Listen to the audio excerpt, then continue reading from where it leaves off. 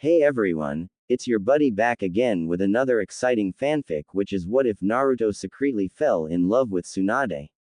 Part 2. If you enjoy this story, make sure to hit that like button and subscribe to the channel for more fanfics like this. Now, let's dive right into the fanfic. Surprise was etched on the faces of everybody at the sight of the unknown purple dujutsu.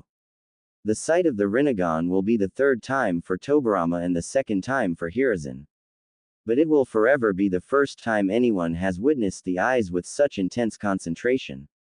The blonde stared at his opponent, Sensei, knowing that he was going to surprise his sensei with what's to come. Of course, he also knew that he wasn't going to be victorious in this fight. He wasn't meant to. It was a test of strength, a test to see just how strong he is and if he's anywhere near his old strength. Although substituting the raw and wild power of the Kyuubi for the precisely destructive power of the Rinnegan was bringing things along quickly. Alright Naruto-kun, if you do well against this man I'll give you some special technique training, the blonde heard his mother say from inside his mind. Naruto dropped into a stance, no if mother, when? And after I'm through with this fight I'll be waiting for the training, I wonder what it's going to be. He mused. The redhead rolled her eyes. Overconfidence is never a good thing a shinobi should have. Just fight the man while I think about what I should teach you. She spoke firmly, breaking their link after finishing talking. Naruto continued to focus on his sensei as he dropped into his own stance. I knew you were going to be a sponge for knowledge immediately after our first lesson. I've taught you well about the art of deception, he said, chuckling. Now let's see if you have the strength to back up your deception, he said, pushing his foot off the ground and jumping backwards as the blonde threw a flurry of shuriken. As Ryoko flew through the air, he threw his own set of shurikens at the previous set. Most of the thrown projectiles collided with each other, the others harmlessly flew by their intended targets. Naruto appeared behind Ryoko and sent a punch at the small of the man's back. The blonde knew the attack had the power to paralyze and ruin the career of any ninja, if it connected. He was not surprised when his fist phased through his teacher's body, disrupting the bunshin. You made the switch at precisely the last moment. Naruto mused out loud. Nice speed. The Junin said, backhanding the blonde. He was surprised when instead of the blonde tumbling across the landscape, a puff of smoke clouded his vision. Kage Bunshin, but how?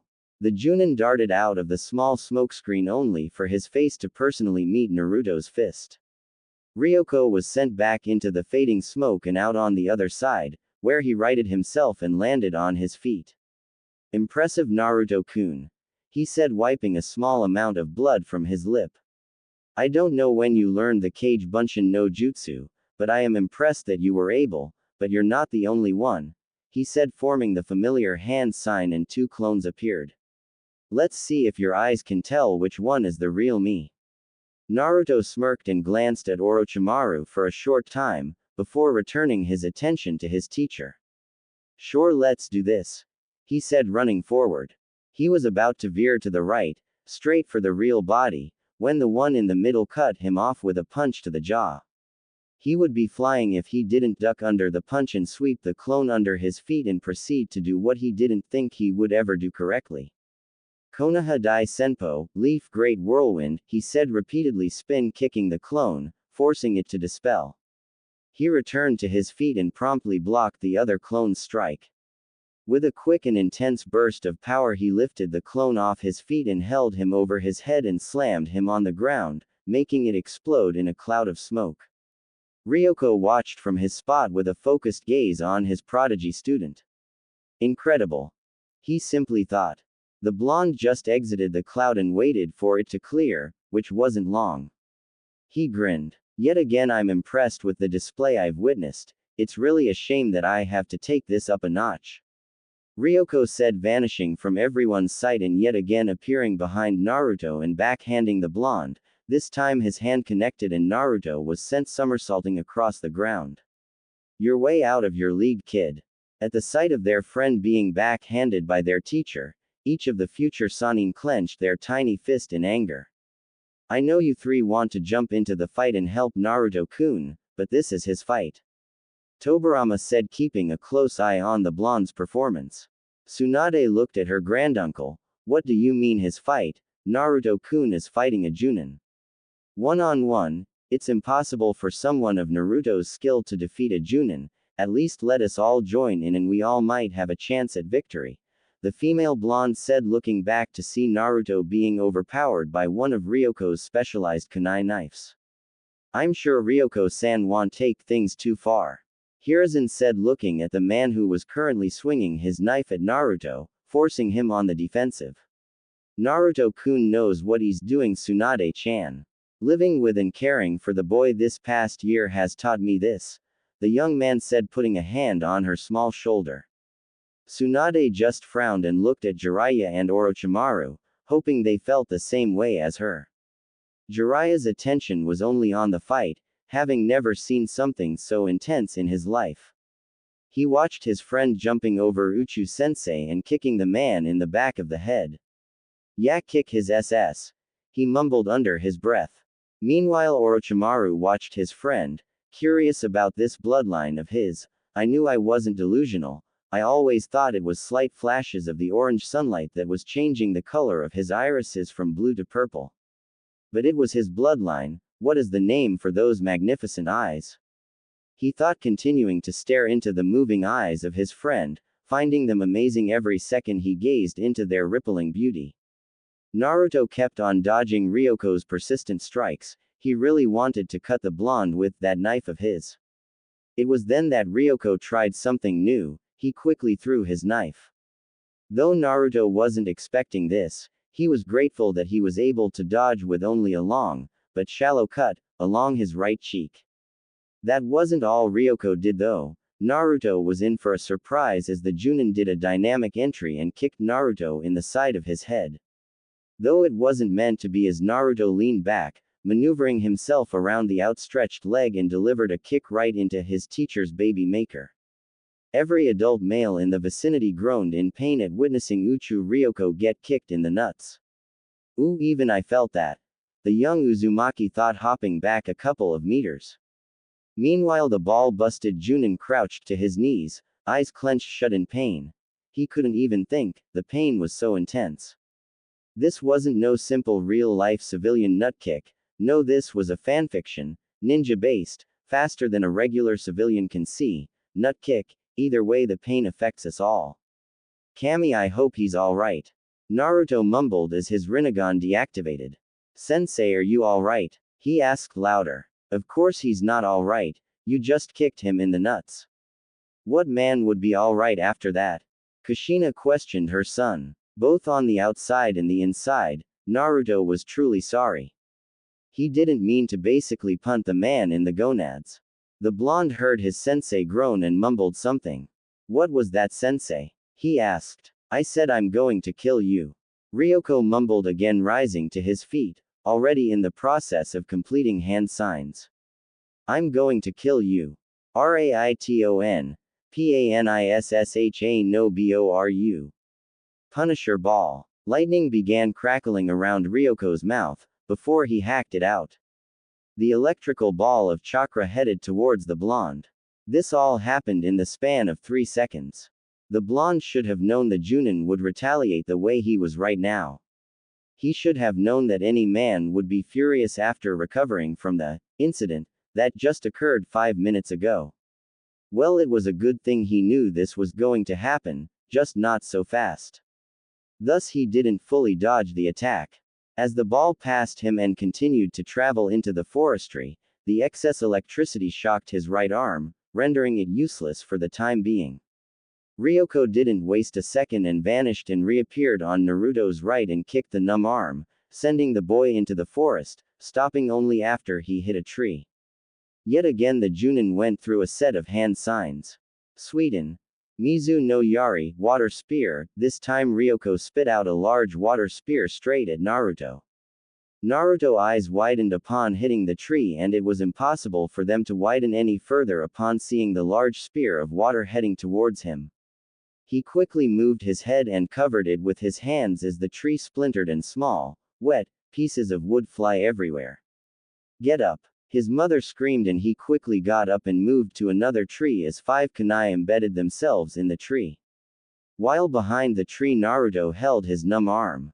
He looked around the tree, only to dodge another thrown kunai. Okay, so he's just waiting for me to come from behind this tree. Great, he thought with sarcasm. Well, it's time to get original, he thought, taking out 3 shuriken. He did a backflip, his feet landing on the tree, before he kept hopping up the tree. He went around the tree, landing on a branch and quickly threw his shuriken. The Junin waited and waited. Before he looked up and seen 3 shuriken coming towards him, he effortlessly deflected them and seen Naruto coming at him from the sky. He was about to punch the kid when the clone dispelled and a cloud of smoke went up.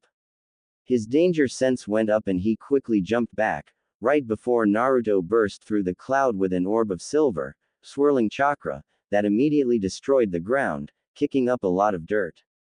Ryoko was about to jump into the cloud of dirt when a hand grabbed his shoulder. I think that's enough, Uchu-san, I have seen all that was necessary, Tobirama said, clutching on Ryoko's arm to keep him from furthering his attack on Naruto. At this point Naruto emerged from the dirt cloud, his Rinnegan deactivated. I'm sorry sensei for what I did, it was not my intention for that to happen. It just did, Naruto said with his hands up in surrender. Ryoko nodded after a minute of contemplation. Good, now I have some great news unrelated to what just occurred. It seems Kumogakure has never been part of the war, they just never seemed to stop their militarizing of their army. Though I disagree with their actions, I'm glad I caught on to the faulty intel, it would have caused problems if we were to attack Kumo, the Nadaime said, causing many of the Junin and Chunin in the area look at him in surprise. Naruto had a look of realization on his face, remembering that even though he hated history, that Kumo was never in the Second Ninja War, neither was Kiri, only Konoha, Suna, Iwa, and Aim. He thought, wondering when they'll enter the picture. Maybe not for years to come. Wait, wasn't Sarutobi the Hokage during this war? And didn't the Nadaime die during the First War? These questions came and went for the past year, never answered, for even his mother didn't know the answer. The only logical explanation would be that his traveling back in time has changed things further along the past. He shook his head as everything kept getting confusing. The more he thought about it, and the more he thought about it, the more he wished to leave it alone. He stopped when he felt a hand on his shoulder. The hand turned out to belong to his adoptive brother. Excellent fight. Most surprising, what was that technique at the end? I've never seen anything like it, he asked, causing Naruto to unnoticeably stiffen in realization. The blonde went through dozens of responses in his head, before he picked the most likely one. It's mostly the reason I've been training so hard for in the past year. It's the fruit of my efforts. He spoke with a foxy grin in place. You may have lost the fox, but you have kept everything that makes a fox a fox. Your cunningness and deceitfulness has only continued to grow ever since the disappearance of the Kyuubi. Kushina commented on Naruto's own response. Naruto grinned wider at hearing his mother. So does this mean that the others and I are a part of your new team? The man nodded, and this allowed Naruto to finally smirk. That's good, now I can do this, he said, punching the man in the side, playfully of course. You bastard, why'd you make me fight Uchu-sensei? Hiruzen chuckled. That was sensei's idea, I just went along with it, he said, quickly surrendering, knowing that because he lived with the boy, the pranks would never stop. Tobirama looked at the two, mostly Hiruzen, glaring at him, for so easily betraying him. He nervously chuckled, slowly backing up as Naruto and Tsunade stalked towards him. Well, it wasn't like I planned on it or anything, it's hey, what's that over there? He pointed to the forest. Unfortunately or fortunately, depending on who you want to be, the children looked and got fooled. Because when they found out they were fooled, the Nadaime was already gone. I can't believe he got me, Naruto thought in shame. The blondes looked at each other. Go get him. At that, the female blonde nodded and proceeded to chase down her granduncle. Now that that's settled, I have to congratulate you on your performance. I knew you could handle whatever I threw at you. If it was up to me, I would recommend that you entirely skip being a genin. Ryoko said, patting the blonde on the back. I wonder how you gained that strength in the first place. He said with a hand on his chin, thinking about the subject. Naruto nervously chuckled. Yeah, I guess I was born with it. He said, nervously laughing it off, with his hand rubbing his own head. Okay, Uchu-san, stop making Naruto-kun nervous, let's just be glad that he's on our side. Hiruzen said as he began walking away from the academy. I have important matters to attend to at the moment. Naruto-kun, I'll see you at home, the rest of you, I'll see you tomorrow at Training Ground 7. What you did here will pale in comparison to what I'm going to put you through, he said ominously before vanishing with a shunshin. What did he mean by that? Orochimaru asked, walking up to Naruto with Jiraiya on the other side. Naruto shrugged. I don't know, but I think we're going to have an even tougher training than what we just went through. You think? Now what the hell was that earlier? I had no idea you had that kind of strength. Jiraiya playfully pushed Naruto. And your eyes, how'd you get them? Also, you're a bastard for using them on us during those spars. Orochimaru said, slapping Naruto in the back of the head. With that hit, Naruto dropped to the ground, exhaustion finally getting to him. I wasn't expecting that. What the hell did you do? He's dead. No, you killed him. Jiraiya yelled, crouched down beside Naruto's body. Orochimaru's sweat dropped and looked around to make sure they were alone. He sighed in relief to see nobody around. I don't want anybody to know I hang out idiots. Calm down, idiot, he's just unconscious. Our previous training and that fight drained his energy. Orochimaru said, shaking his head as he walked away to prepare for tomorrow. Jiraiya blushed in embarrassment. I knew that. He said, looking up and noticed nobody was around. Orochimaru must have went to continue training, I might as well do the same. The white-haired boy said, finding a better reason than returning to the orphanage, thanks to his parents dying in the beginning of the war half a year ago. Naruto's body was left alone in the academy training ground. XXX a week later XXX. Naruto sat in a tree inside of Training Ground 7 at 7 in the morning, he would always be the first one in the meeting place. Then Orochimaru would appear calling his name, in 3, 2, 1, and there he goes. Naruto, Naruto. Orochimaru said right on cue. After that Tsunade would appear telling Orochimaru to be quiet. Orochimaru, be quiet, it's too early for that. Tsunade said, sitting under the tree, resting her own head against the bark. With that they would be alone for about 10 minutes, Naruto resting in the tree, Tsunade also resting under the tree, and Orochimaru finally giving up on calling Naruto and taking out a scroll to read. After their 10 minutes was up, Jiraiya would appear with bags under his eyes and would promptly drop to the floor 5 feet away from the others. Of course nobody paid attention until he would raise his head and call out to Naruto. Naruto, Naruto. Then like always Tsunade would groan in frustration and say, he's still not talking to either of you, she said, more like a statement than a question. But Jiraiya would always reply with a, why not? Then Orochimaru would say, because you left him unconscious at the academy a week ago, the royal-looking boy said matter-of-factly. What? You left him first? Jiraiya yelled, crossing his arms. This time everything was different, as usually Naruto would remain quiet until Tsunade would slap them both in the back of the heads. Would you both shut up? It still doesn't get rid of the fact that you both left me there. You're lucky Tsunade returned to pick me up, hours later, the male blonde said, finally talking. The two other boys looked down sheepishly, while Tsunade grinned in apparent victory. By now Hiruzen appeared. Are you ready for another day of hard training? He asked, grinning sadistically. At that all 4 children groaned in pain. Sensei, can we take a break from training? I'm still sore from yesterday's exercise. Jiraiya said. Hiruzen chuckled. Oh come on, you should know my response by now, he said. Yeah, the soreness will go away with more training. You know Sensei, that isn't true. More training just makes me more sore. Tsunade said, pouting with her arms crossed. Hiruzen frowned for a second. Well, it's a good thing we aren't training today, we have a mission, he said, chuckling at their gasps of happiness.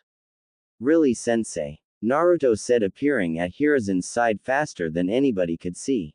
What is it? What is it? What is it? He repeated the question a dozen times before Tsunade covered his mouth with her hand. Calm down, Baka. He would have told us already, if you weren't talking, she said, struggling to keep Naruto still as he was thrashing around. Grab his legs, she told Orochimaru and Jiraiya. At that, they tried to hold his legs down, but Naruto went and kicked Jiraiya in the chin and Orochimaru in the side of the head. Then he substituted himself for Jiraiya, gasping for breath. Damn, you got a grip on you, Su-chan, he said, rubbing his jaw. Tsunade let Jiraiya go, feeling that he wasn't thrashing, and was glaring at Naruto. As soon as Jiraiya was let go, he sped towards Naruto. Sarutobi grabbed the back of his collar. Calm down, Jiraiya-kun. Naruto-kun didn't mean to kick you in the chin, he said, looking at Orochimaru to see him out cold. Damn, Naruto, you knocked Orochimaru-kun out, looking at Naruto with surprise. The blonde waved his hand dismissively. Yeah, now what this mission?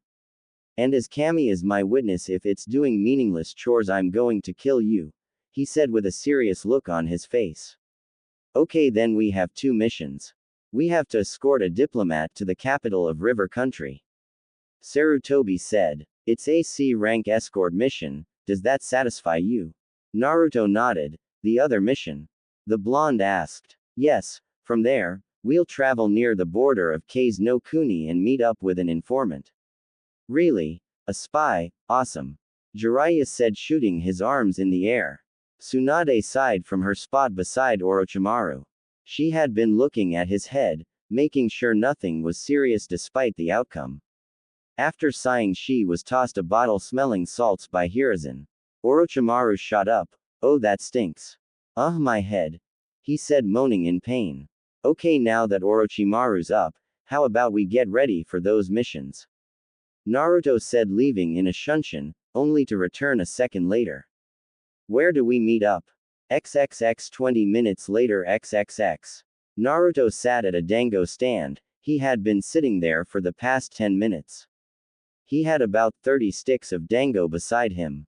He leaned back, rubbing his stomach full of sweet dango. Ah, that was the best dango I've ever had. What's your secret, Amy-chan? He told the daughter of the shopkeeper. Naruto-kun, you know I can't give you the secret, even if you want to work here, she said, cutting him off. Amy was a young girl similar to Ayame. She had short blue hair and light purple eyes. She was only 8 years old and helped her mother with the dango stand.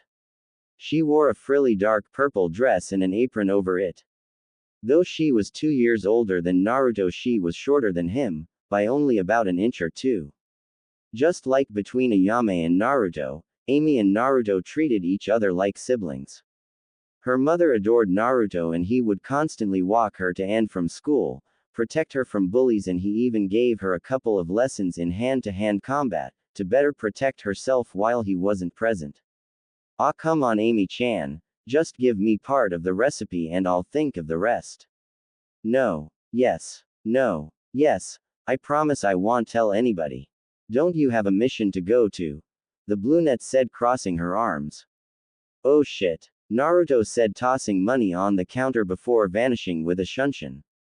Amy collected the money on the counter, shaking her head. I'm so telling mom. The blue-eyed boy ran through the streets. It was way bigger and more populated than he was used to. He was running so fast that he was surprised to find himself stationary, at 2 feet in the air, with his legs in front of him. Whoa, what's happening? He thought, quickly righting himself and landing on his feet. He could feel somebody's hand clutching his collar. The blonde looked to the right and followed the cream-colored hand to a dark red sleeve of what he already knew was going to be an elaborate and royal kimono. He continued to travel up the sleeve and noticed the kimono had a high collar. And continuing, he realized that seal tags were hanging from a hairpin that was holding the bun of a beautiful woman. She also had 3 clips keeping her bangs out of her eyes. He went back to the tags and with a more analytical gaze, he couldn't remotely understand what the seal was.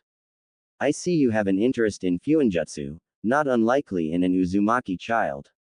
Naruto heard his mother gasp in his head, Mito-sama, Naruto, you be on your best behavior.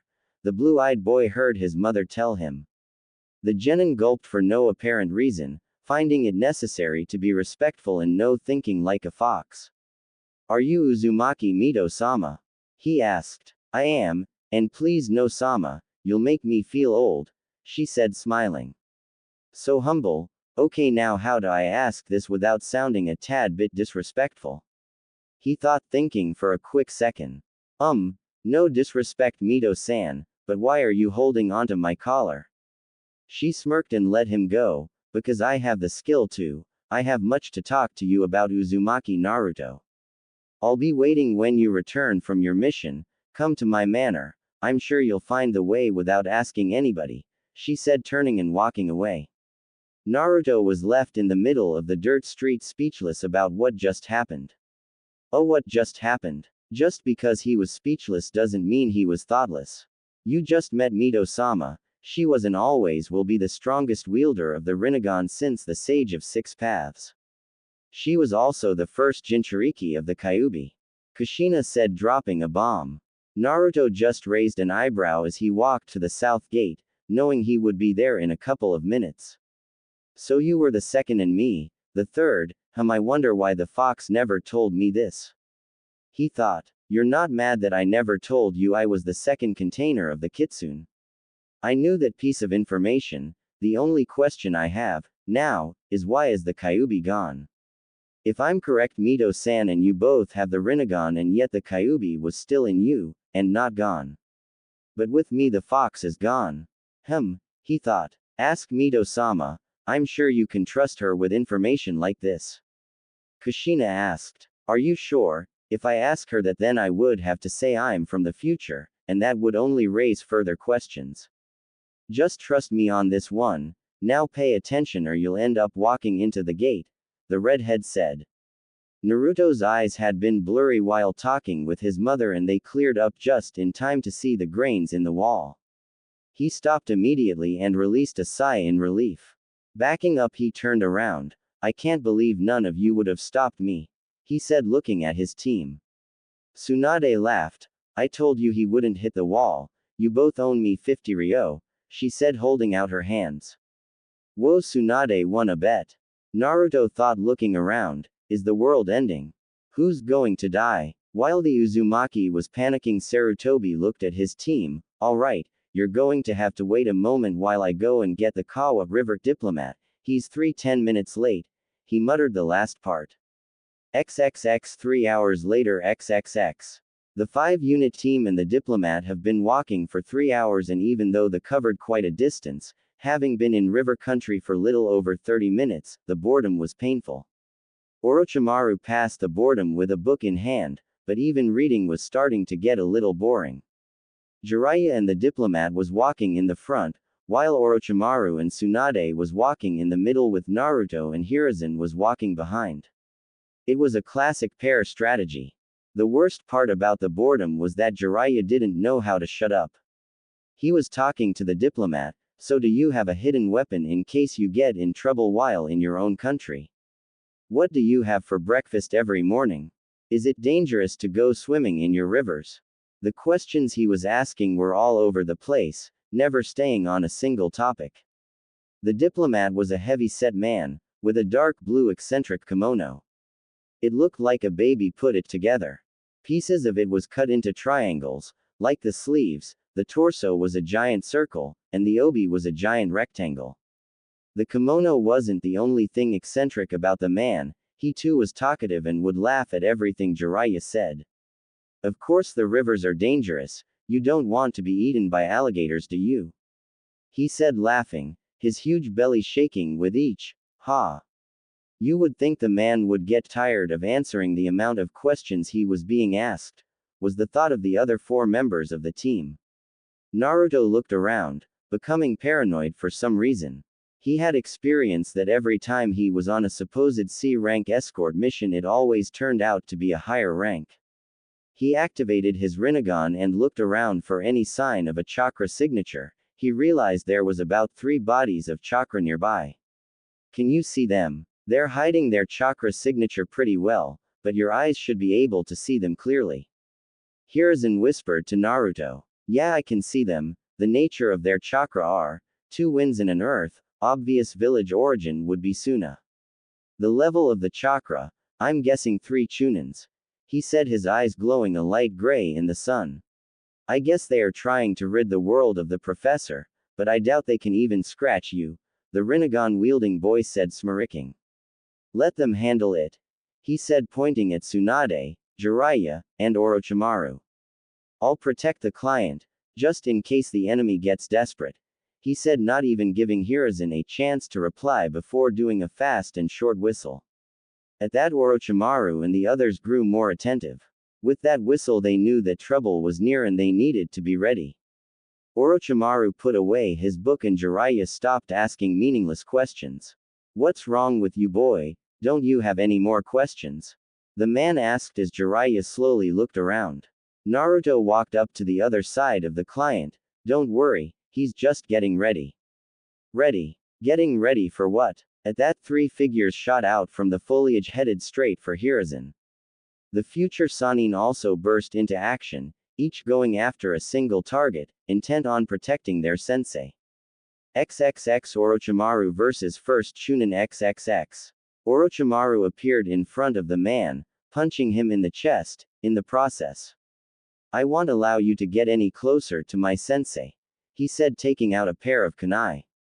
The Chunin's feet slid along the ground, because he didn't fall, he held his chest staring at the kid in front of him.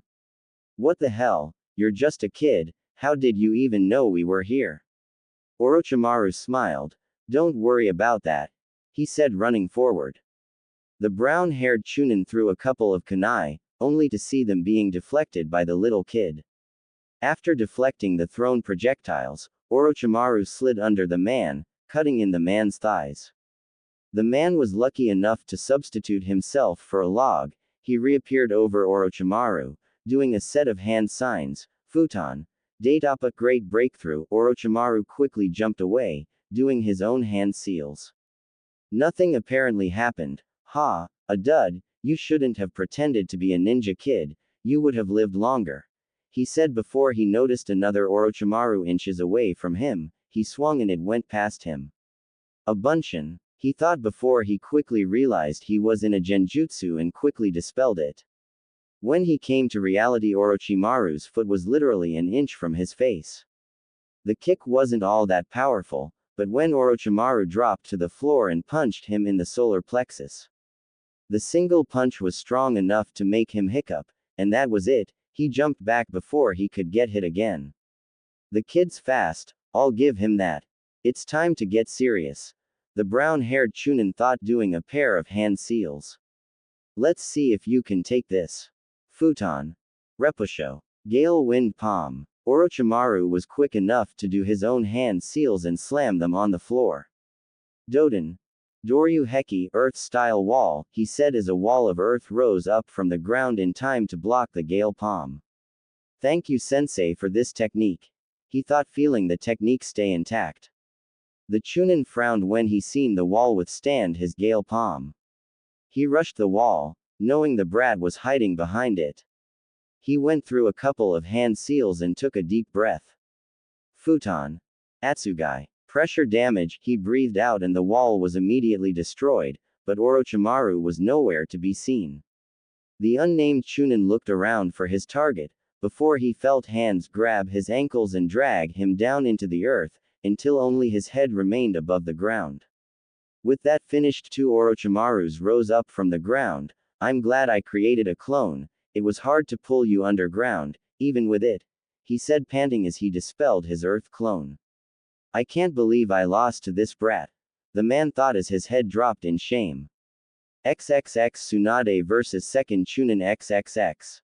Tsunade appeared over the second male Chunin. She grabbed his head and twisted her body and connected both of her feet on the man's chest, knocking him back. She wasted little time because before she even landed on the floor she was throwing 3 kunai.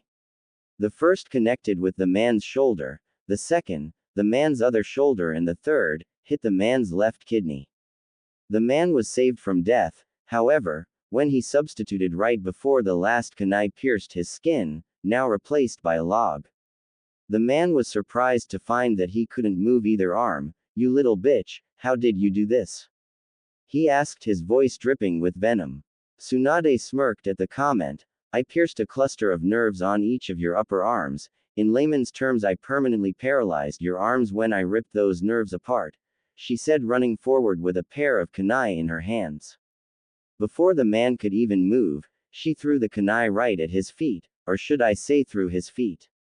The man screamed in pain and Tsunade appeared behind him, with a kunai at his throat ready to cut into at any moment. "Give me a reason to cut your throat, I dare you, Suna scum," she said. XXX Jiraiya vs. 3rd Chunin XXX. Jiraiya threw a kunai, hitting the last Chunin in the thigh, forcing the man to fall to the ground. Jiraiya then jumped, intent on landing on the man's back. He didn't expect the man to quickly roll over, using the momentum of his leg to knock Jiraiya out of the air and sending him far into the forest. When Naruto seen this, he dashed forward, not to save Jiraiya, but to hurry up and end the man. With his eyes he could see a massive amount of chakra focusing at the man's mouth. He appeared in front of his sensei and held out his hands, just as the man exhaled his futon, Kazakiri, wind cutter. Right before everyone's eyes, the technique was absorbed right into Naruto's hands. After the absorption was complete, Naruto dropped to his knees, panting in mild exhaustion. "That first test went better than I had thought," he thought, looking at his hands and seeing all the cuts. "I would have liked to test it against a water technique though," he thought, getting up. Hiruzen looked shocked at the blonde silver. "Naruto-kun, you can tell me what just happened later. Now I would like to know what's happening with your hair," he said, casually throwing a kunai at the Chunin's head. After deactivating his Rinnegan, he looked at Sarutobi with confusion all over his face. "What do you mean? What happened to my hair?" he asked comically, looking up at the strands of his hair. "Part of it's turning silver. I've noticed the past week that your blondness was losing its golden sheen and gaining a little silvery sheen. But I always thought it was the sun," Tsunade said, walking up to him after tying her captive up, and looking at his hair. At this, Naruto began thinking about stuff. This might be related to a lot of things: the color of my chakra, the disappearance of the Kyuubi a year ago, or my Rinnegan in general. Whatever it is, how come I haven't noticed anything in the past year? Naruto thought before a realization came to him. "Would all of you quit examining my hair?" he said, slapping Tsunade's hand that was holding a lock of silver. After that, he walked over to the paralyzed and bound Chunin. Tsunade fought. "What is the reason for attacking this group?" he asked the Chunin. The man spit on the ground nearby. "I'm not telling you anything, Konoha scum." The hair-changing genin thought for a moment, before taking out a kunai. "You see this kunai?" he asked, before that same kunai was found in the other Chunin's chest, with Naruto's arm still outstretched. "The same will happen to you, if you decide to try my patience." The Chunin scoffed. He was weak anyway. He lost to that brat over there. He deserved to die, he said. "You lost to a girl, what does that say about you?" "Hey, what is that supposed to mean?" Tsunade said behind Naruto. Naruto looked behind him to see Tsunade with her arms crossed. Can we continue this some other time? I'm sort of busy extracting information." "Oh, we'll continue this all right," she said, walking back to her sensei and Orochimaru. Naruto looked back at his captive with a frown on his face. "Just tell me the real reason," he said, digging into his pouch, pulling out another kunai. "Fine, I'll tell you," he said, looking at the ground, before looking back up at Naruto with a smug look. "My team was assigned to take out the proclaimed professor of Kon." "Bullshit," Naruto said, grabbing the man's head.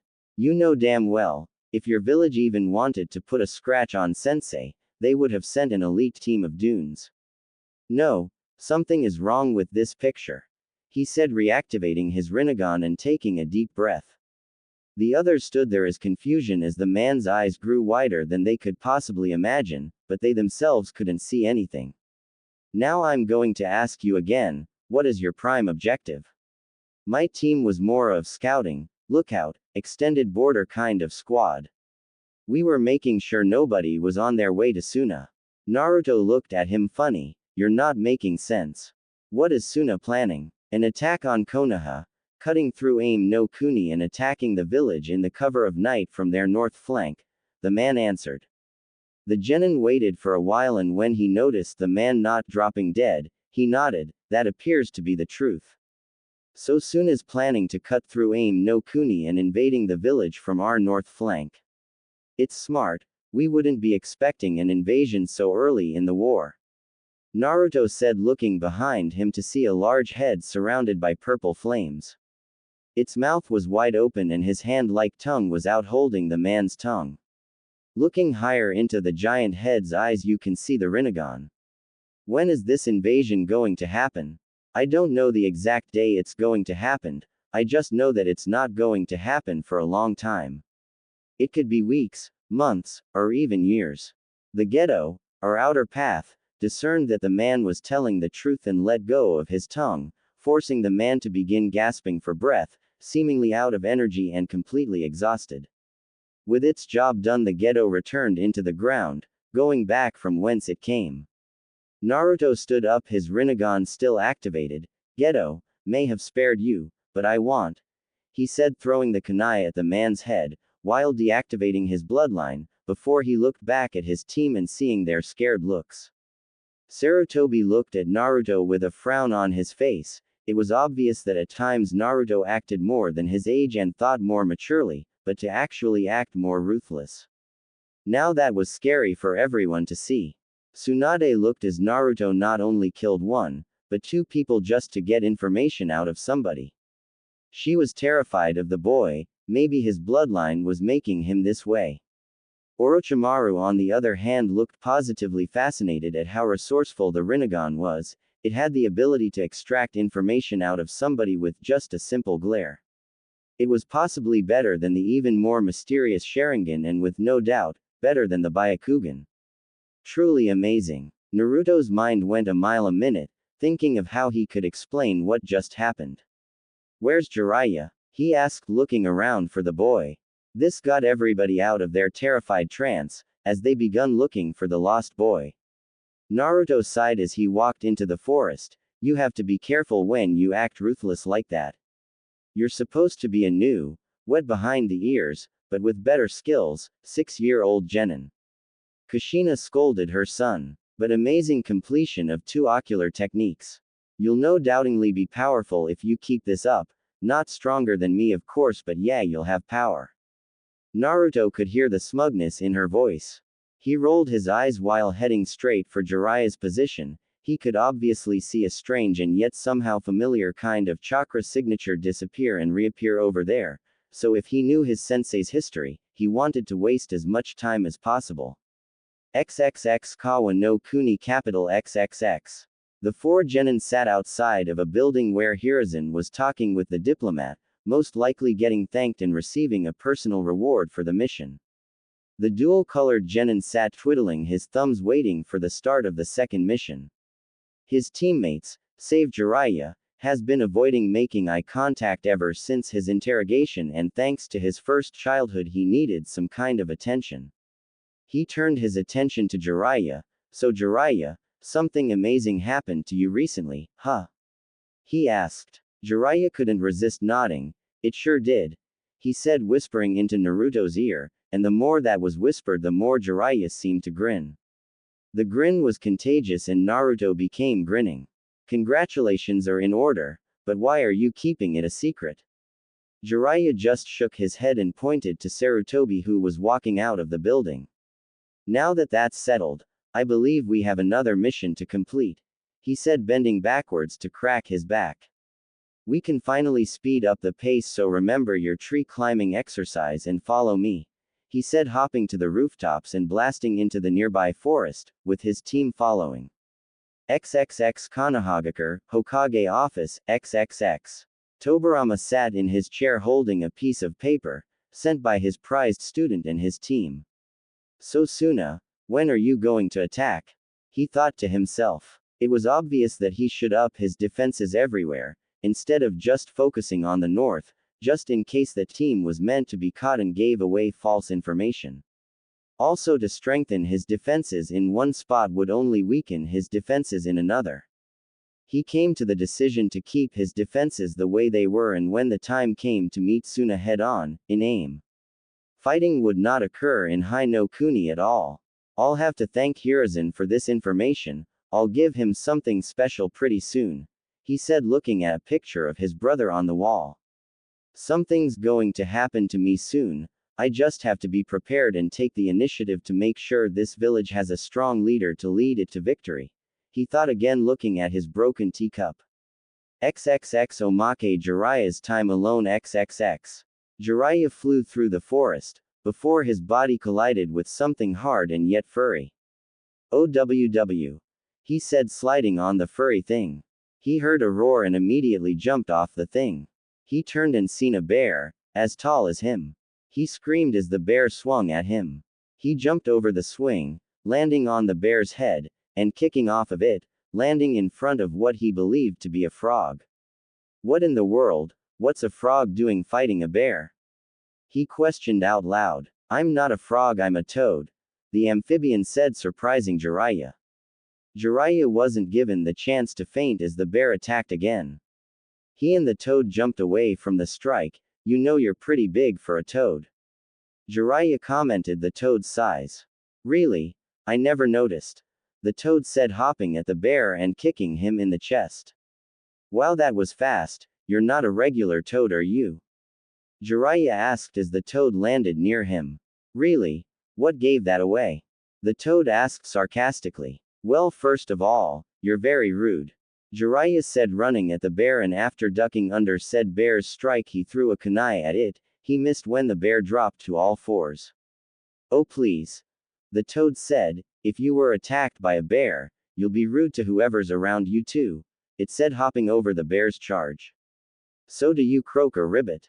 The toad looked at him like he was stupid, before he chuckled. You know what, I like you, kid, he said, putting a webbed hand on the Jiraiya's head. Ah, that's nasty, he said, moving from under the webbed hand. How about after the battle, you sign the toad contract? The toad offered. Jiraiya's eyes widened at the offer and he quickly did a sequence of hand seals. Kaden. End in fireball. The fireball hit the bear straight in its chest and it screamed in pain and headed for the nearby river and jumped in. You're a summoned toad? He asked, nearly screaming it in excitement. The toad only stared in awe at how quick the little kid got rid of the bear. Yes, I am. So that's why you can talk, Jiraiya said, slapping his forehead. And you're giving me a chance to sign your contract? Sweet Kami, this is the best first mission in my life, he said, falling on his back. The 5-unit team continued to tree hop through the forest.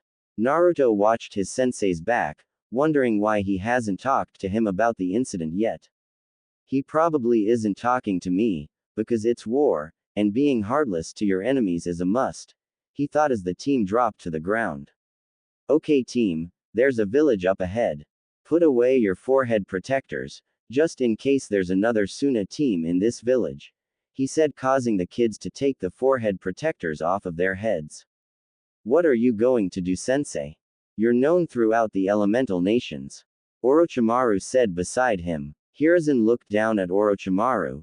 Don't worry about me, just enjoy yourselves, he said, disappearing in a leafy whirlwind. Enjoy ourselves? What does he mean by that? Jiraiya said as everybody shrugged. Naruto walked ahead. I think I know what he means, he said before he ran with the others following them. The 4 children arrived at the village to see it packed with nothing but people and festival stands. They all looked at the event in amazement. What do you think they're celebrating for? Tsunade asked out loud. Who cares? Naruto said with a smile on his face as he looked at all 3 of his teammates. Let's have fun, he said, running to any fun stand. XXX with Hiruzen. XXX. Hiruzen was crouching on a rooftop, overlooking his team. He smiled when they forgot about fighting in this war to have some fun. After watching them run off, he stood to his full height and vanished again. This time he reappeared in an alley. He walked out of the alley and around the festival, on the lookout for his spy. He said he would be where one wins in threes. Where could that be? He thought, looking around. After 20 minutes of just walking around, he noticed a casino. Of course, a casino. He's near the slot machines. He thought, walking in the casino. After browsing for a minute or two, he noticed a man sitting at a slot machine looking nervous. He had black hair, a goatee, and a coin in his hand. He walked by and whispered, "Follow me." After Sarutobi walked by and was gone for a couple of seconds, the man got up and did just that. After 20 minutes of being tailed while walking in the village, the professor exited the village and waited for his tailing spy. Minutes passed by and the man walked into the darkened clearing. He had his left hand in his pocket and his right was flipping the same coin he had at the casino. "Nice of you to show up, Lucky," Saruboy said, seeing the man. The man was called Lucky because he had this single coin that would always win at slots. But it wasn't just the coin, he was just a lucky guy. The man chuckled, "It was kind of difficult to trail you, you know. I guess I'm just lucky enough not to be followed while following you," he said, chuckling one more time. Sarutobi dryly looked at the man as he sort of joked about his lucky skills. "Can we get to business?" he asked, pushing himself off the tree. Lucky instantly grew serious and stopped flipping his coin. "Sure we can," he said as he began to reveal Tsunade's invasion plans and other secrets. XXX with Naruto 10 minutes later. XXX. Currently playing a game of darts, was our time-traveling blonde. He had his last dart in his hand. He looked at the wall in front of him to see 3 more balloons left for him to pop. It didn't matter as he only needed to pop one to get his prize, a little water dragon plushie toy. "You got one last dart to go, little boy. Are you ready?" the owner of the stand said, smiling at Naruto. Naruto grinned and nodded his head, and looked at the board again. He took a deep breath and threw his dart, and like the other two, it was a perfect throw that popped the balloon. The bystanders that was watching clapped as Naruto happily jumped up and down. He was handed his plushie toy and he immediately and happily skipped away, clutching his toy to his chest. "If any of your teammates see you like this, they wouldn't even recognize you," Kushina commented on her son's behavior. Naruto just shrugged his shoulders. "I don't care, I'm too happy." He was interrupted from thinking as he bumped into somebody. He and his new plushie toy dropped to the ground. "Well, would you look at the runt and his little toy," some 12-year-old bully said, picking up said toy. His other 2 12-year-old friends laughed at the frown on Naruto's face. "Hey, give that back," Naruto said, getting up. "Why don't you make me?" he said, pushing Naruto. The silvery blonde stumbled back a little before he charged at the kid. He was stopped when the other bullies grabbed his arms. Where do you think you're going?" one of the bullies said. Naruto stared as the lead bully walked away, laughing at his prize. "This will make a great gift for my little sister," he said, laughing some more. Naruto, don't you remember that you're not a regular kid? You can fight them, you know," Kushina said. Realization dawned on Naruto's face. "Oh yeah?" he thought as he easily ripped his arms free and in seconds dropped the 2 bullies with simple and fast strikes. The lead bully turned around to call his friends when he noticed they were on the floor, with the little brat not in sight. "Hey, how'd you guys get on the floor?" he asked, jogging to his friends. One of the dropped bullies groaned. "That kid, he's a monster," he said between groans of pain. "What? A monster? He's just a little brat," he said. "You should not have taken what was mine." The bully heard a voice from behind him. But when he looked behind him, he didn't see anybody, which was strange with the festival going on. "Now I have to punish you." This time Naruto was standing right in front of the bully, causing said bully to scream in fear. XXX 10 seconds later. XXX. Naruto was, yet again, clutching onto his plushie toy as he skipped along the dirt path. If you looked behind him, you could see the pile of beaten-up bodies of the 3 bullies. The 6-year-old smiled when he looked at the full moon above. "Tonight is such a beautiful night," he muttered. "I knew you weren't a regular Gaki," a voice said behind Naruto. Naruto's eyes widened. "I didn't even sense him," he thought to himself as he slowly turned his head to see a medium-sized male. And judging from his flak jacket and the headband, he was a Suna Junin. "What's a Junin from Suna doing in Kawa no Kuni?" he shakily asked, feeling the amount of ki the man was directing toward him. His instincts told him to run, and not to stop, until he found Sensei. Naruto remembered the guy from the history books. He was the famed Kase no Kami. His real name was never known. Even though he only looked to barely be around the age of 18, the blonde was positive about the identity of this man. Naruto knew was that this man was defeated by the Orochimaru after he and his team received their titles. He also knew that he was famous for his ruthlessness in wind techniques and being the first one to properly use shape manipulation to form a dragon's body. Naruto also the man already had his skills, by the small emblem of a wind dragon on the right side of his flak jacket. "I don't have to answer you," he simply said, taking a step. As soon as he took a step, Naruto's instincts got tired of being ignored and took control of his body. The blonde then bolted into the nearby forest, his Rinnegan on full blast as he looked for his sensei's chakra signature. Kase smirked as he watched the kid run. "Let's begin this little chase," he thought, also running into the forest. Naruto continued pumping his little legs. "This is crazy, where the hell is Sensei at?" he screamed in his head. The man appeared in front of Naruto, forcing the blonde to drop to the ground below. "It's been fun, these last 5 minutes of chasing you, but I've grown bored. You're going to fight me now and I'm not giving you that choice," he said, blurring out of sight. Naruto thought fast, and since he had no idea where the man was going to strike from, he did a technique he learned from one of his father's scrolls. "Futon. Tatsumaki no Shoheki. Tornado barrier," he said, rapidly spinning, creating a tornado that repelled the man when he struck. The man bounced back a few meters. You would have expected a frown to wrinkle his face, but a large grin was in place. "Excellent. A wind element, like me. And you did a rather unique technique. I bet it was derived from your village's Hyuga clan, no?" he said, standing to his feet. At that point Naruto stopped spinning and looked at the man. "Just like you told me, I don't have to answer you," he said, activating his Rinnegan. "Let's just get this over with. If I'm lucky, I'll defeat you in time to get another toy," he said, glaring at the man. Kase just grinned at the little threat. He was rather surprised to see that the kid's eyes changed in design. He scoffed in his mind, "Leaf bastards always getting the good stuff." Naruto quickly bent back, when the Suna Junin nearly took off his head with another strike. Doing a quick handstand backflip, he went through a series of hand seals. "Let's see if this works, Futon, Kazaryu." Wind dragon, he thought, breathing out a wind dragon.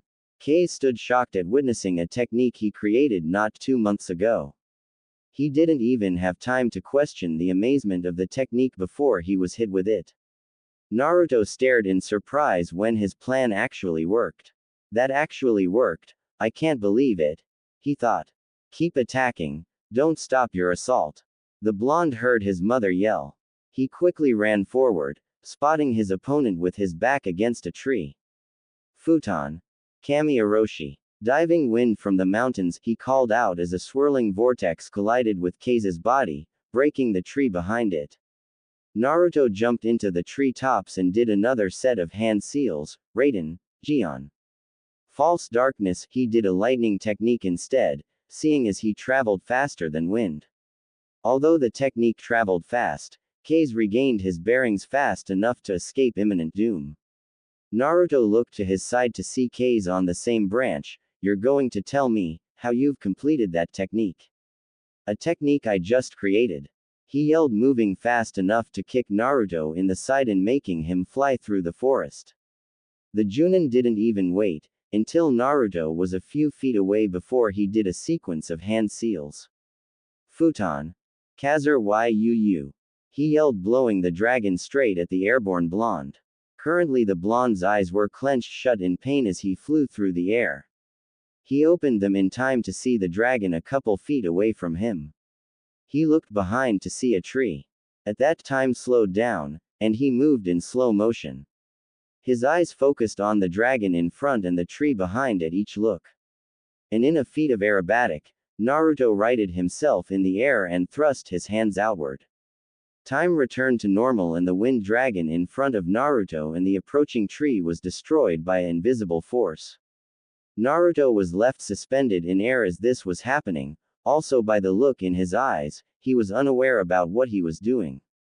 Kase looked dumbfounded as he witnessed Naruto drop to the forest floor. What the hell was that? He mumbled, still looking at the blonde. Naruto groaned as he rubbed his head. What the hell was that? He mumbled, looking around him, seeing everything pushed outwards. What the hell happened to the forest?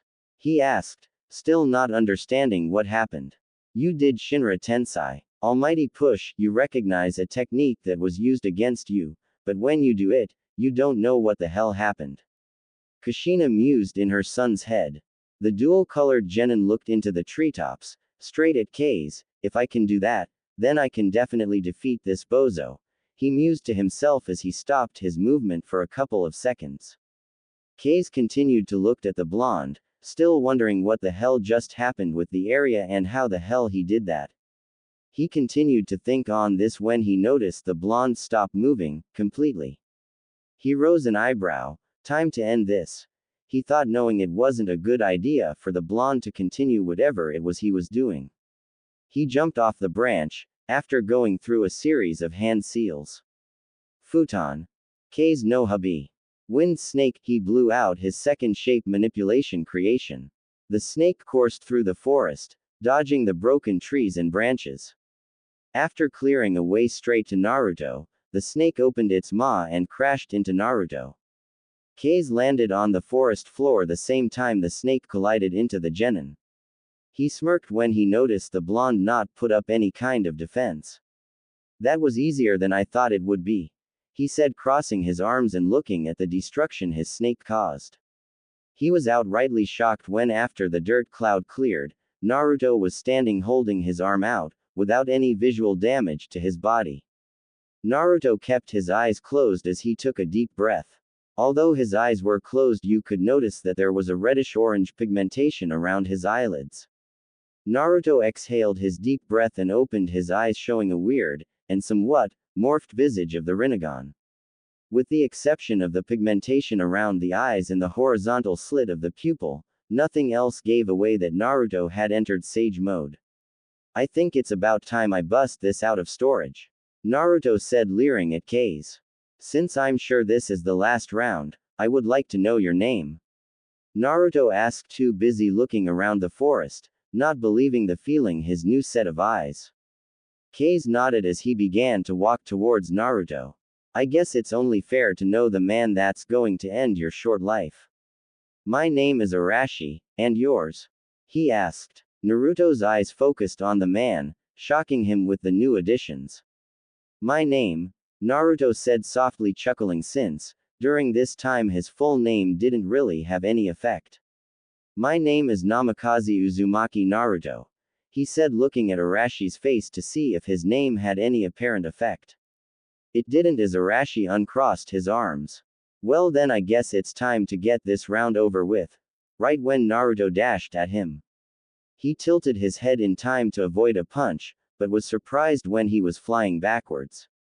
What the F? He thought, crashing into a tree. The sage extended his arm towards the rubble.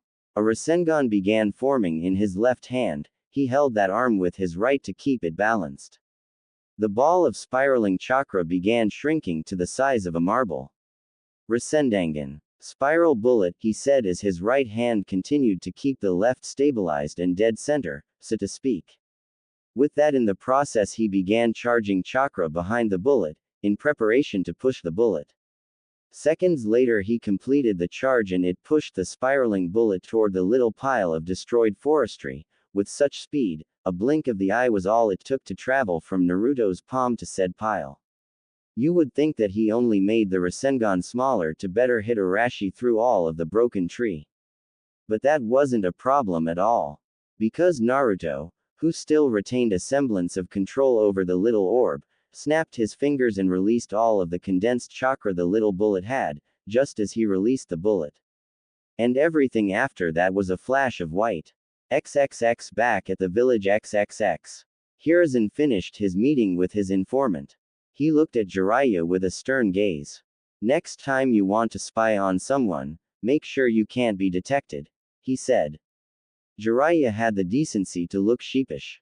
Sorry sensei, I only wanted to see how a meeting like that worked, he said before being hit by Tsunade. You idiot, that spy guy could have killed you, if Hiruzen wasn't there to stop him from acting, she said, scolding him like he was a kid. Oh wait, he is a kid. Orochimaru shook his head. Next time I say stop trying to look for sensei, I suggest you stop trying to look for sensei. Hiruzen looked at the trio. How did you find me in the first place? He asked, curious. Jiraiya shrugged, not having any idea how he found his sensei. I guess I got lucky, he said. Hiruzen just sighed loudly and shook his head. What am I going to do with you for?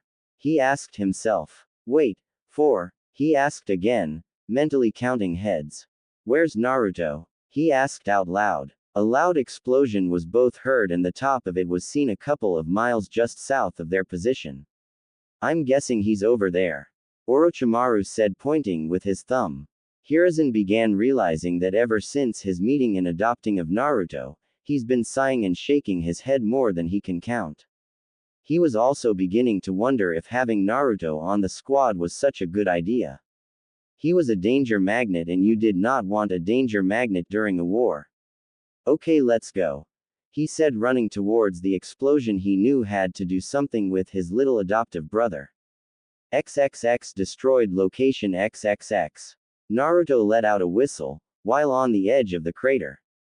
Said crater was a quarter mile in diameter and 10 feet deep. It would be about the same kind of destruction that his Rasen Shuriken would cause if it dug into the ground. He looked at his left hand in amazement. The results of the new variation of the Rasengan proved to be quite surprising. The initial result was not supposed to be this destructive, well, not on this level. Between the power of both Sage Mode and the Rinnegan, which the latter would be the one that he worked the Rasengan with, he would have to say that it was too much power at his disposal, and he was the container for the most powerful Biju in the nations. This got him thinking, as he lightly scratched his right temple with his index finger. Maybe absorbing the Kyuubi's chakra made his own chakra more potent, and thus his Sage Mode. Naruto was knocked out of his thoughts when he heard coughing nearby. He turned and walked towards the sound. You lived? Naruto asked, seeing Arashi's body, missing both of his legs. It looks like they were blown off at the kneecaps, with blood still pooling around the limbs. In all my years as a ninja, I'm going to have to agree that this is about the second nastiest thing I've ever seen. The first involves sand and crushing, and I really don't want to remind myself, he thought, rapidly shaking his head. I guess this is the end, huh? Naruto was shaken from his thoughts by Arashi talking to him. As I talk, I can feel the life draining from the man said between coughs of blood. Life, he finally said before the life faded from his eyes. Naruto felt his Sage Mode release in the middle of the man's little talk, and now that he was dead, his Rinnegan left as well. There's a myth that says, you're not supposed to look into the dying eyes of the man you killed, or his ghost will forever haunt your soul. What a load of bullshit. If he could remember correctly, he and Sasuke retained eye contact in the final moments of their fight. And he didn't remember ever seeing a ghost of Sasuke anywhere. He scoffed as he dropped a kunai next to the man's head, as a tribute to the fight. That was a great fight, Arashi, the Kazon Kami, he said, walking away from the body and back towards the village. It was at that time that his team dropped in front of him. I told you Naruto had something to do with it, Jiraiya said, pointing Naruto. Come on, Jiraiya, Everybody knew Naruto did something. Tsunade said, substituting Jiraiya's hit on the head to hit Naruto in the head. That's for going off by yourself to fight somebody. Has anyone ever told you, you're a danger magnet? Orochimaru asked. Of course, every mission I've ever been on was never easy. And always jumped up in a rank or two. That's what happens when you're a danger magnet. Naruto thought, mentally rolling his eyes. Who told you I was a danger magnet? Naruto asked, raising his eyebrow. The three kids pointed at their sensei. What? You are a danger magnet. It's like something in you is telling people to fight you. It's not my fault you're like this, he said, holding up his hands. Whatever, can we get back to the festival? It's over. When you caused that explosion, people panicked, closed their stands and went in their houses. Sarutobi said, crossing his arms. We'll have a talk about what happened later, he added. Naruto's eyes widened a little. Oh yeah, I have a talk scheduled with Mito-san after this is over, he thought. Oh, I guess we have to find a new town to rest at, huh? He asked, folding his arms.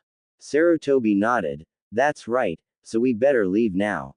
We're close enough to Tsunade's border that they could be here in minutes, he said, motioning for them to follow him as he jumped away. XXX 2 days later, 7 o'clock, XXX.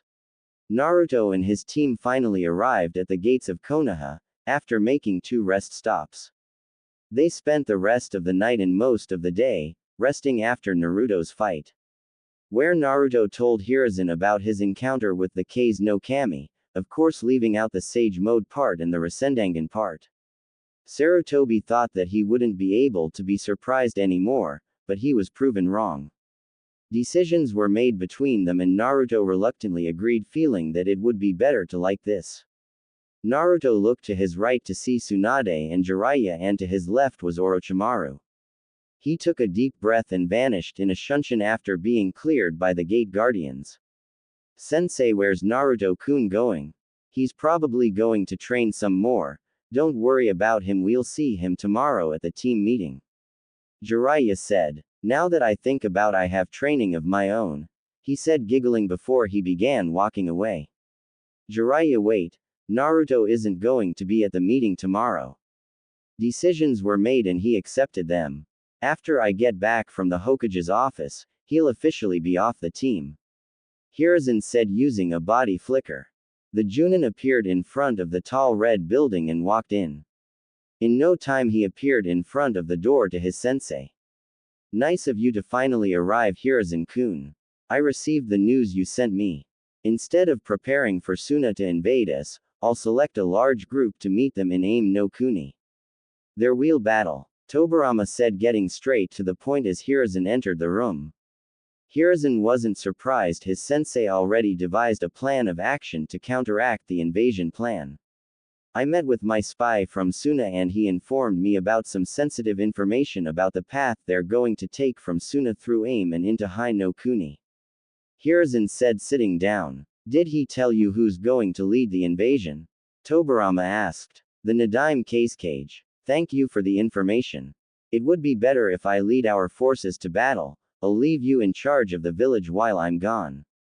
Tobirama said, thinking of possible candidates to take with him to the battle. Sensei, you have to take me with you. Hiruzen said. Sure, I'll take you with me, he said, grabbing a piece of paper. I'm getting a very ominous feeling, Sarutobi.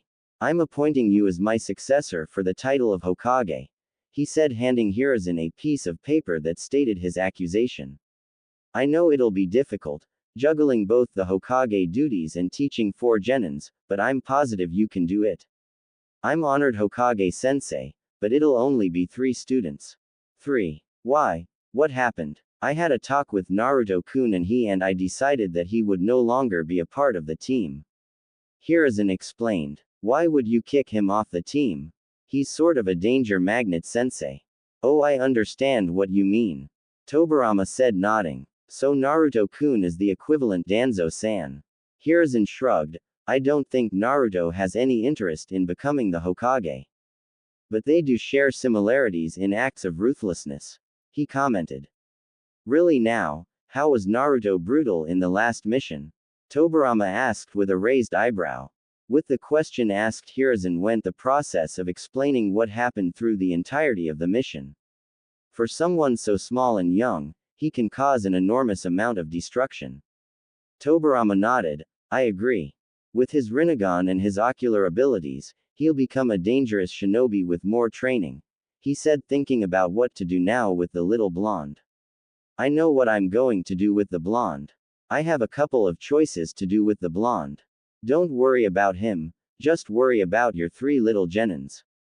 Tobirama said, dismissing Hiruzen and resuming his paperwork after talking for 2 hours. XXX with Naruto XXX. It's for the better, Naruto. You would have changed the timeline more if you would have stayed with them. Cheer up. You have to get ready for the meeting with Mito-sama. Kushina said, happy that she'll get to see Mito again.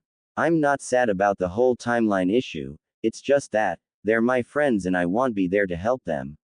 But I shouldn't worry about them, just think about who they become.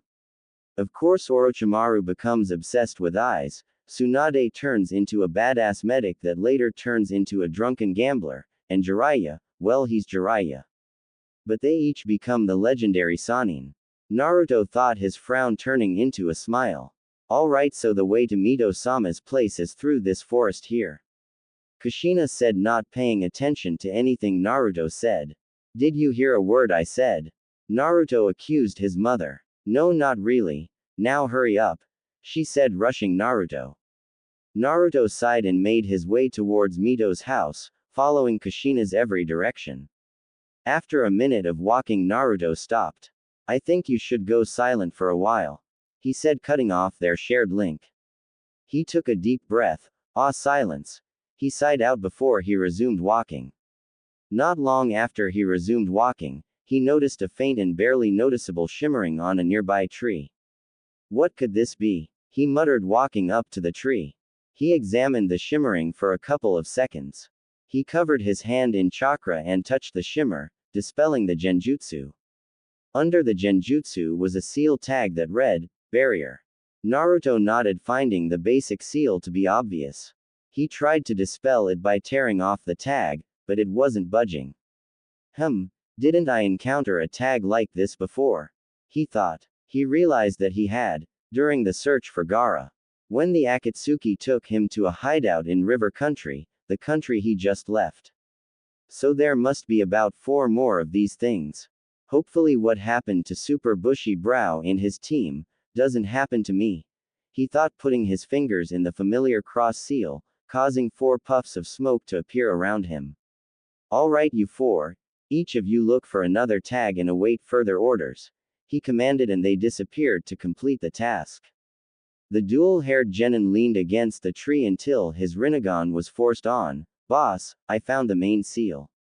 I think you should wait here, the clone said as his Rinnegan showed Naruto a large rock next to an even larger lake. Alright, I know where you're at. Come wait over here. He spoke to his clone through their telepathy, clone link, thingy. He pushed himself off the tree and thought about what just happened.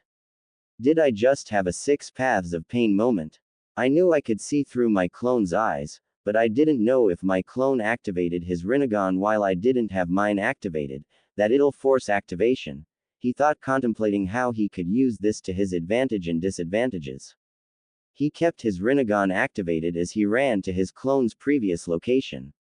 A minute later he landed in front of his destination. Through his own eyes the lake was even more beautiful. He also noticed the same shimmer that was on the tree before. Even with his eyes he couldn't penetrate this genjutsu, which was bewildering. Alright, are each of you ready? He asked his clones, looking at 5 separated tags, in 5 separate locations thanks to his Rinnegan. On the count of 3. 1, 2, 3, he said as they all ripped the tags off at the same time and dispelled themselves. The barrier genjutsu dispelled to reveal a house in the middle of the lake. There was a wooden walkway, leading to the door.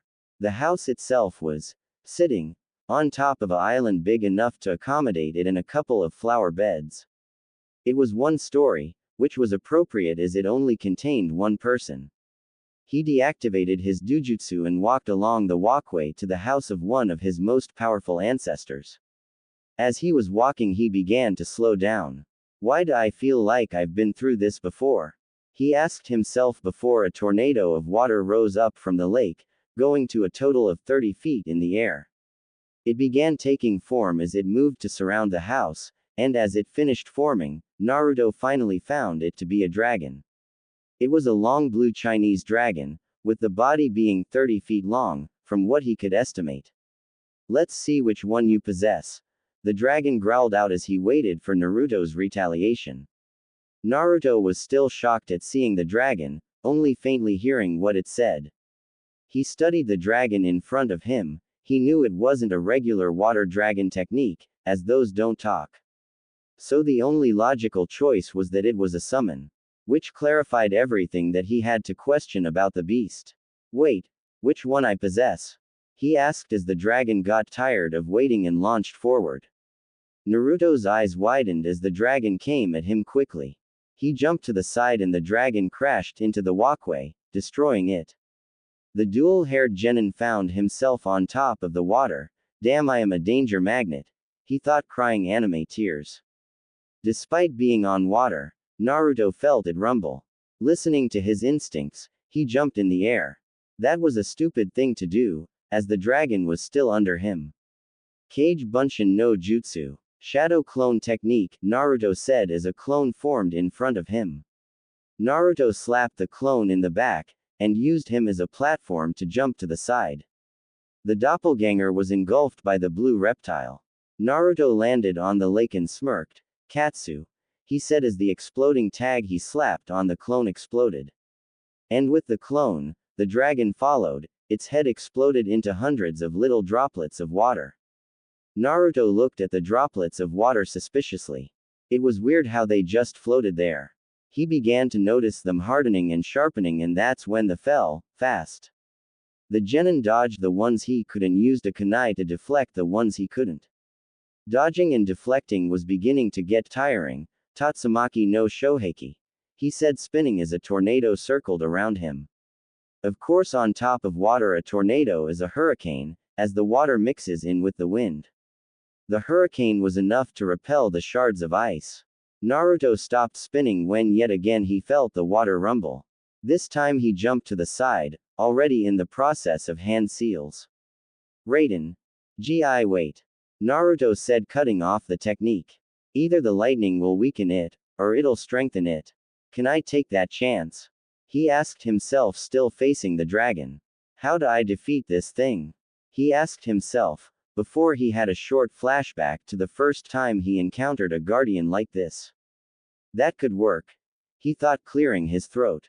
Stop, he commanded. When he said this, the dragon quickly coiled around Naruto. Not constricting his body, just surrounding.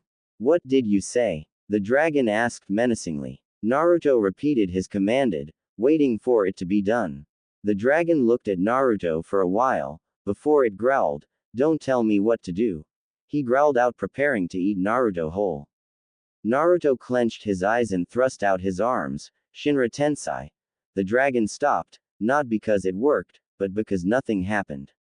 The dragon looked at the Rinnegan-wielding blonde, confused. Did it work? Naruto asked himself, cracking open an eye to see the dragon still there. He opened his eyes fully. What the hell? That's bullshit, he said, not seeing any destruction. I did it once before, he continued to rant about how it was unfair. The dragon kept his reptilian eyes on Naruto, not knowing what to do right now. He watched as the blonde continued to throw his hands everywhere during his rant. Noticing a slight shift in chakra, the dragon engulfed the boy. He opened his mouth, releasing a puff of smoke. He tricked me, it thought, annoyed. Yoo-hoo, Naruto said, waving at the dragon. Not that I'm having fun, but why are you attacking me? He asked, crossing his arms. The dragon scoffed and turned back into water, and returned to the lake. Naruto was left confused and a little ticked off as he deactivated his Rinnegan. "Ah, Naruto-kun, you're so adorable when you're mad," somebody said, pinching Naruto's cheek. Naruto flinched in complete surprise. He turned to see Mito behind him with a smile on her face. I didn't even feel her chakra until she touched me. Naruto thought in surprise. What are you doing here? I live here, Mito said, smiling wider as she pointed to her house. At this, Naruto mentally smacked himself in the head. Wait, why the hell did that dragon attack me? And what did it mean by, which one I possess? Naruto waved his arms around frantically. Whoa, one question at a time. Let's head to the house, while I make you some tea, she said, leading Naruto in the house. Naruto sat on a small couch in a rather large living room. He looked around, and noticed some visible seals on the wall. One looked like a self-projecting genjutsu seal. He didn't know how he knew this, something inside of him told him this. The rest were basic protection seals for the house. He continued to look around the house, until his eyes rested on the table in front of him. It was a prototype for what looked like a gravity seal. Is she making the first gravity seal? It makes sense, since she is a Fuinjutsu master. He thought to himself, noticing the kind of gravity seal she was making. Hey, this is interesting, it's a gravity seal. Something's wrong with it, he said, adding some seals and getting rid of some. There, that's better. A 5-star gravity seal. Each point in the star seal goes to a wrist and an ankle, while the 5th seal goes on the head, most likely the neck somewhere. Finally, the middle of the star, the pentagon, would stay on the torso. This keeps the gravity from just affecting one part of the body and keeps everything equal. Little did Naruto know that he said that out loud. Mito looked at Naruto with surprise all over her face. She had only begun to work on the seal yesterday and he just basically broke down the seal and made it better. Let's see, the design is a little funny looking, Naruto mused, as a triangle on each wrist, ankle, and on the neck with a pentagon on the chest would look weird. Let's see if I can add some kind of cloaking seal with this, he said, analytically looking at the seal in front of him. He dug into his pouch and took out a white and blank scroll. He drew his new design on the scroll. He drew it twice, what it'll look like sealed and unseal. The sealed version would be each triangle on his wrists, ankles, neck, and the pentagon on his chest. Each triangle would contain the same number, like for an example 2, the pentagon on the chest would have the same number. The unsealed version would be a plain star on his chest. Damn, I couldn't think of a way to cloak the points. Oh well, you could always wrap some tape around them, he said, still talking to himself.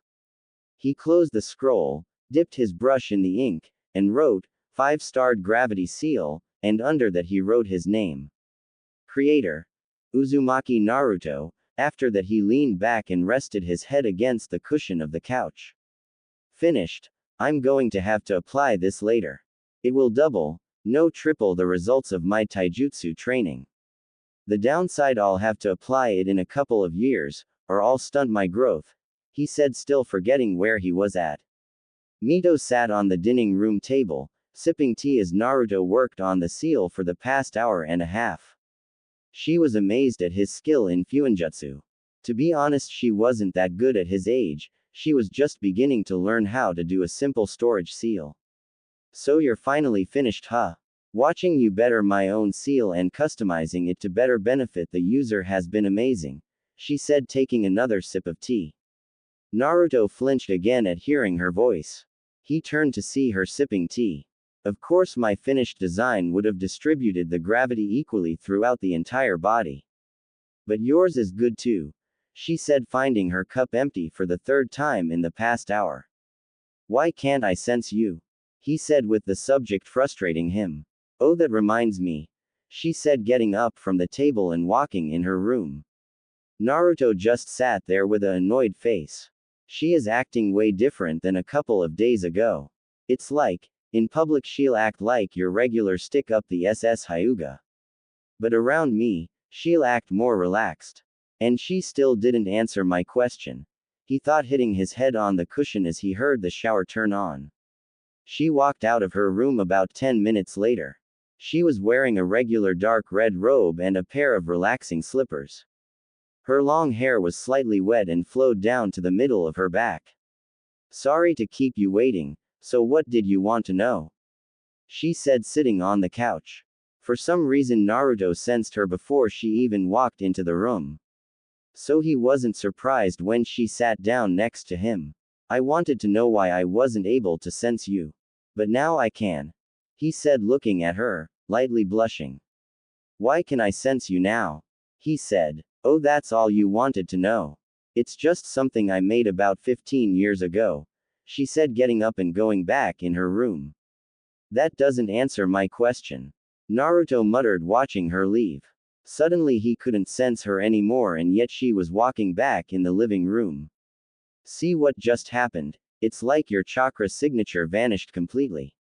She smirked. It's because of these, she said, reaching into her robe to pull out the same seal tags she wore as a hairpiece. These tags are my greatest work. After a certain event, suppressing my chakra became extremely difficult. So I created these. While I have them activated, these tags prevent my chakra from leaking out, she said, sitting down. Then she started scratching her cheek. Well, they don't prevent the leaking, they just help suppress the chakra that did leak, she said, smiling at Naruto's confused face. That's possible, he said, bewildered beyond belief. He then began thinking. I have more questions. Why did I get attacked by that dragon out there? And what did it mean by which one I possessed? I think I've waited long enough for these answers. Okay. You were attacked because that's what he does. He attacks me every chance he gets. He attacked you because you're a stranger. I'm surprised you're not dead.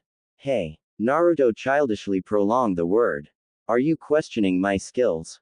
He said, receiving a smack on the head. No interruptions, she said, smiling. As for the second question, he was speaking about the bonus condition Uzumakis have. I have no idea why I'm explaining this, but Uzumakis have two bloodlines. The rarest of them all being the Rinnegan. I and two others have had the Rinnegan since the Raikudo Sennin. Counting you would be the fourth. The other is our long lifespan, with the conditions being the subject at hand, she said, making sure Naruto was paying attention. He was, so she continued, there's three conditions that vary from Uzumaki to Uzumaki. The first being a large reserves of chakra, with this that Uzumaki would most likely be a ninjutsu specialist. The second being an increased amount of stamina, that Uzumaki would become a taijutsu specialist. And the third, you probably already guessed it, would be a highly developed intellect to become a genjutsu specialist with. Is she saying that, because I can't do a simple genjutsu, that I'm not smart? Naruto thought to himself. I learned from watching you fight, that all three conditions coexist within you. You showed that despite your age, you can do various amount of techniques and have a large amount of stamina. Though I haven't seen you do a single genjutsu, that high intellect is still there, she said, smiling at the genin. She chuckled when he seemed to faint for a short second. Now it's my turn for a question, she said. If you're an Uzumaki, why aren't you in Uzushiogakure with the rest of the Uzumakis? She said, surprising Naruto with her question. Naruto kept the surprise from reaching his face. Why do you question my lineage? He said, activating his Rinnegan. Shouldn't this be enough? He asked, deactivating it. She would be lying if she said she was surprised. I already knew about your Rinnegan. I questioned your lineage because Uzumakis have traits. You only follow a couple of those traits. Give me some traits then. Naruto said, resting his head on the cushion. Uzumakis have red hair. I get my hair from my father. He said quickly. Your father has silver hair, with blonde streaks. Mito asked with a raised eyebrow. I don't know, I'm a natural blonde. I don't know why my hair's changing. He answered. Mito nodded and thought of other traits. Uzumakis have a long lifespan. I'm 6. Uzumakis are honorable. And I'm not. Naruto asked with a tick mark on his forehead. Uzumakis rarely contain their anger. If only you knew how hard it is to contain said anger. He thought. It's hard to contain my anger. Uzumakis your age don't have that much chakra. Mito said. I'm a special child. Uzumakis don't have whisker marks. She said, crossing her arms. I don't have whisker marks. he said, touching one of his cheeks. Where's your bathroom at? He asked. She raised an eyebrow. First door on the right. Naruto ran in the bathroom, turned on the light and looked in the mirror. Like she said, 6 whisker marks, 3 on each cheek. These fully came back. He thought, looking at his cheeks to see the same whisker marks he had all his life. He looked up at his hair to see the silver coloring. And my hair, it's nearly all silver. A couple of days ago it was almost all blonde, he complained. He checked his nails to see that they were slightly longer than normal. And his canines were also slightly longer. His eyes were still electric blue and his pupils were unslitted. He gave a sigh in relief when he noticed that walking around with slitted pupils would raise questions he didn't have the answers to. Does this have to do with the fox? He suddenly thought. Did I really absorb all of its chakra? He asked himself. He lifted his shirt up and molded some of his chakra. Like always, the seal appeared. But the weird thing was that it was glowing red. Now what's happening? He asked. Naruto-kun, what's happening? Naruto heard his mother yell in his mind. It was like an earthquake was happening. I don't know, I think the Kyuubi is returning, he said, letting his shirt fall when Mito's scent got closer. It's like I'm becoming a fox, he thought while mentally crying anime tears. Naruto-kun, is everything alright? Mito asked. Fight. Something whispered in Naruto's head. Naruto shook his head. Yes, everything's alright. Let's get back to the living room. I still have questions, he said as she nodded and turned around. Naruto stayed for a second, before looking at the mirror and seen a flash image of the Kyuubi on top of his. Come on, Naruto-kun, he heard Mito yell from the living room. Naruto turned the lights off and walked out of the bathroom. Mito, why didn't you seek me out a year, if these things concerned you? Naruto asked, crossing his arms. The surprise was visible on Mito's face. She looked down and thought. The Kyuubi. Now it was Naruto's turn to be surprised. He was grateful she was still looking down. What does Nine Tails have to do with this? He asked. Don't act stupid. A year ago the Kyuubi began acting up, which was surprising. Since the seal I used to contain him with should have had him unable to do anything but breathe, she said, her blue eyes now looking at him. It entered my dreams around that time and it said one name, Naruto. It later came to my knowledge that a kid was found just a couple days before. So I kept my eye on you, watching your training, your fighting, your every actions. This is starting to get creepy, Naruto thought as the creepy feelings showed on his face. After the first few months, I realized that you had the Rinnegan. But other than that, I thought you were a regular, but special Uzumaki child, due to the Rinnegan, she added. I would always keep my distance when watching you. I watched you interact and train with your friends. It was only recently that I decided to make contact with you, a week ago, she said as the atmosphere around them grew more thick. That's around the time my hair started changing, Naruto thought out of nowhere. When I grabbed your collar, the Kyuubi contacted me again. The contacts have been getting more frequent the longer I watched you. But this time he said way more than your name. Currently the silver-haired warrior was inside of his mindscape. He was having another training session with his mother. But this spar was different than the others, it was the last. He wore black cargo pants and a dark green shirt. He wore his black clothed headband around his waist like a belt. The metal plate was held right in front of the pants, acting much like a belt buckle. His silver hair had grown to reach the middle of his back. But you could still see some streaks of yellow in random places in the hair. Fortunately his eyes remained their original electric blue color. You would easily be able to see the blue eyes if they were currently that color. At the moment they were a very light purple, borderlining on gray, with a ripple effect design. The color of his bloodline, the Rinnegan. I can't believe that is going to be the last time we see each other, Ka-san. It seems like it was only yesterday when we first met. Which reminds me, there are some questions you have yet to answer, he said, eyeing his mother. Across from him was said mother, her eyes resembling his. She wore an old-fashioned kunoichi outfit, excluding the armored shinobi mask. Her outfit was the natural black. She also wore straw sandals and black socks. Her long red hair flowed down her back, much like her son's own silver hair. I know, son, and I will answer those questions before I go. Now is the time we fight, she said as the large field of grass rose higher than the two stealth fighters. After the grass stopped rising, trees started growing. With all the growing going on, the mindscape was soon turned into a prey's nightmare. But which one of these fighters is the real predator? After the mindscape finished its transformation, Naruto rocketed through the tall grass. His Rinnegan told him that the grass around him was filled with chakra. It was his and his mother's jobs to find each other through all of the chakra-riddle forestry. This is nothing, I've done this dozens of times. I'll find her in no time, he thought to himself before jumping out of the tall grass and used his eyes to focus on his mother's moving chakra.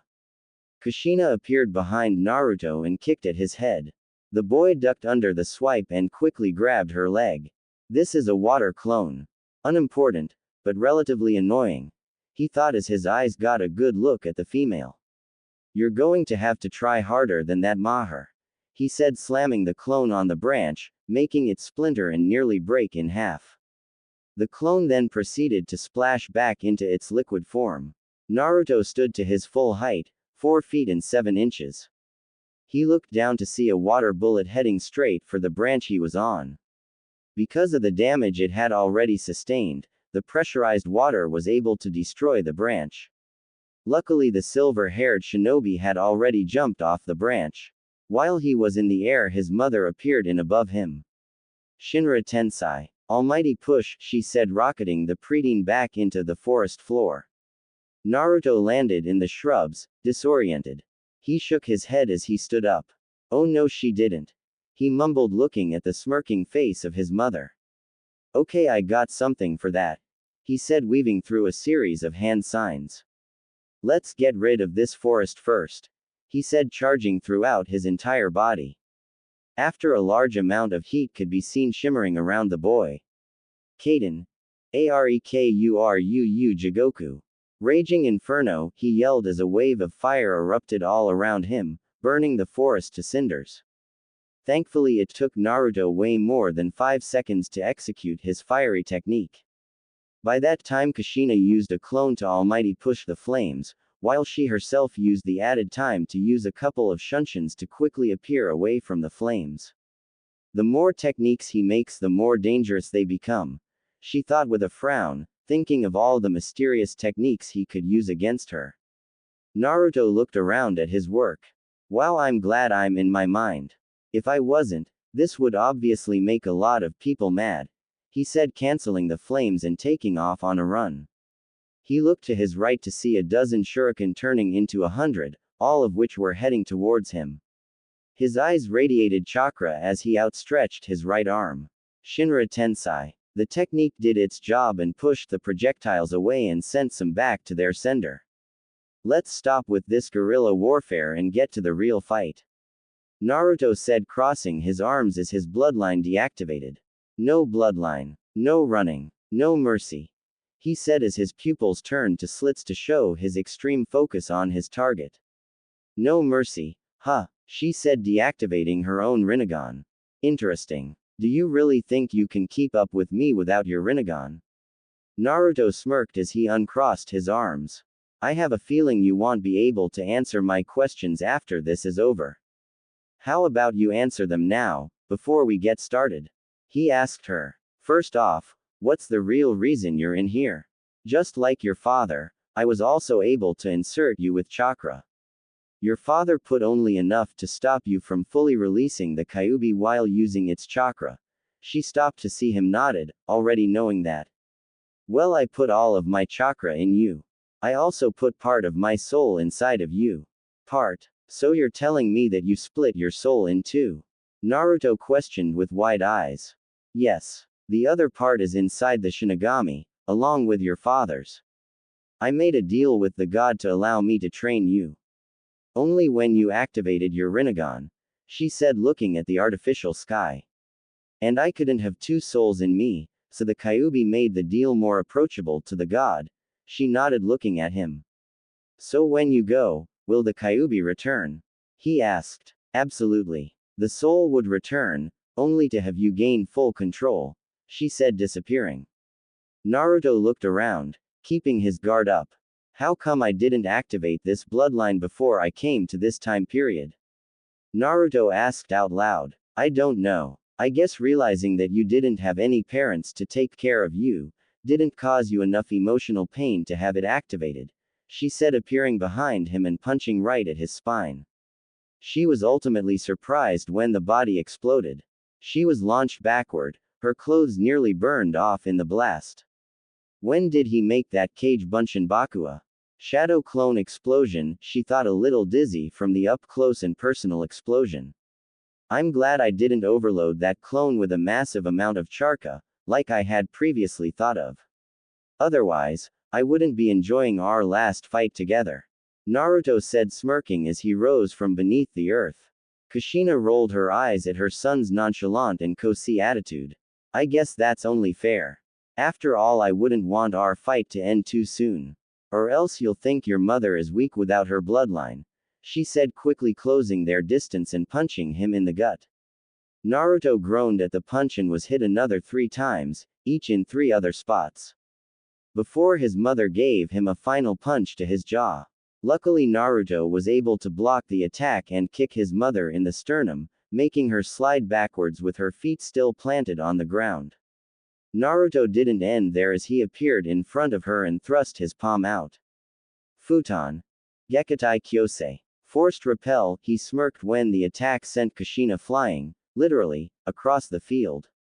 He looked at his hand. The attack he did was an upgraded version of Repusho, Gale Wind Palm, and a more precise version of Shinra Tensei. He used the gravity manipulation he learned to control with a lot of difficulty, while his Rinnegan wasn't activated. It had a lot more power behind the attack, used no hand seals, and was totally unavoidable when used with taijutsu.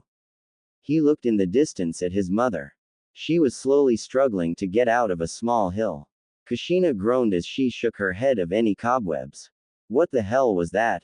I don't remember that jutsu being developed, she thought, stumbling to get up. I only have about 20 minutes left in here.